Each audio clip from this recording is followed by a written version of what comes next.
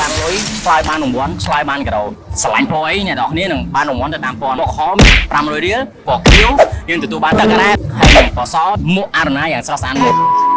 ពណ៌ហងពណ៌ខៀវពណ៌សស្រឡាញ់មួយណាហងមិនបានស្រឡាញ់ពណ៌ក្រហមពណ៌ខ្ញុំពណ៌ក្រហមដែរគ្រប់យ៉ាងស្រឡាញ់ពណ៌ក្រហមមែនអត់សូវទេដាក់ពណ៌អីដាក់ពណ៌ផ្សេងខ្លះទៅចូលចិត្តជាងគេគឺពណ៌សពូមកចូលចិត្តជាងគេពណ៌សតែមិនស្រឡាញ់ពណ៌ក្រហមស្រឡាញ់ពណ៌ក្រហមណាដល់កង់មានក្រហមជាងទៅពេលខ្លះចង់ដូរពណ៌កង់ខ្លះឥឡូវសរុបមកគឺស្រឡាញ់ពណ៌សទទួលបានមួកមួយអរគុណច្រើនអូនពណ៌ក្រហមពណ៌សហើយនិងពណ៌ខៀវស្រឡាញ់ពណ៌ណាពណ៌ខៀវមិនបានស្រឡាញ់ពណ៌ខៀវស្អាតមិនបានស្អាតមេឃពណ៌ខៀវអូខេពណ៌ខៀវទទួលបានតែម្ដងបាទអរគុណអ្នកនរគ្នាពណ៌សពណ៌ខៀវពណ៌ក្រហមស្រឡាញ់ពណ៌អីគេពណ៌ខៀវសមូលហេតុតិចអត់តែខ្ញុំឃើញ logo អាវគឺបងពាក់ឆ្នោត so cute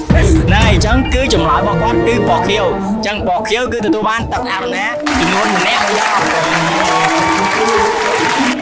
គុណខ្លាំងមែនទេបាទចូលរួមលេង challenge វិញអរគុណបងអរគុណជួយអ្នកនរគ្នាស្រឡាញ់ពណ៌អី comment នៅខាងក្រោមនឹងជួបគ្នានៅវីដេអូក្រោយតែមុននឹងក៏អត់ភ្លេចដែរសម្រាប់ឧបត្ថម្ភធំសម្រាប់វីដេអូនេះគឺទឹកការ៉េធម្មជាតិអារណាទឹកការ៉េធម្មជាតិអារណាគឺមានរសជាតិឆ្ងាញ់ខ្លាំងមែនទែនអត់ភ្លាវខ្លាំងទេហើយគឺល្អសម្រាប់មនុស្សគ្រប់វ័យអញ្ចឹងកុំភ្លេចរកជាវទិញទឹកការ៉េអារណានៅតាមដេប៉ូចែកចាយទូទាំងប្រទេសកម្ពុជា